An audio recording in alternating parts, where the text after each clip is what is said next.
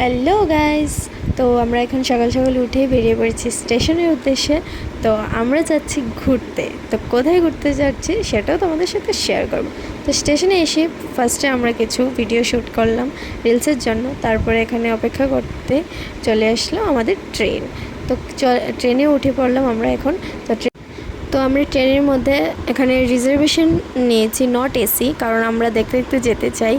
আর আমরা যেদিন ট্রেনে উঠেছি ভিউটা জাস্ট অসাধারণ ছিল, একদমই গরম ছিল না, বৃষ্টি পড়ছিল, তার মধ্যে কুয়াশা, এত ভালো লাগছিল। এই প্রকৃতির দৃশ্য খুবই সুন্দর লাগছিল। এই যে তোমরাও তো দেখতে পাচ্ছ এখানে। আর আমি এখানে বসে বসে জানালার সাইডে সিট পেয়েছি, এখানে বসে বসে প্রকৃতির হাওয়া উপভোগ করছিলাম।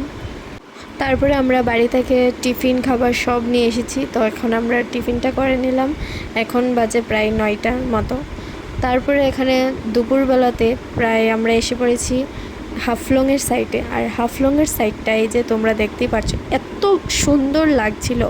পুরো কুয়াশার, মানে পাহাড় পুরো মেঘে ঢাকা রয়েছে, এত ভালো লাগছিল ভিউটা। আমার তো ইচ্ছে করছিল যে এখানেই আমি নেমে যাই, কিন্তু না, আমাদের ডেস্টিনেশন অন্যখানে, তো যেতে হবে। তারপরের দিন সকালে আমরা চলে এসে পড়েছি প্রায় কলকাতার কাছাকাছি চলে এসে পড়েছি। এই যে এটা হলো ফারাক্কা ব্রিজ, ফারাক্কা নদীর উপর দিয়ে যাচ্ছিল। ফারাক্কা নদীর জল আরও অনেক থাকে, তো এখন অনেকটাই কম।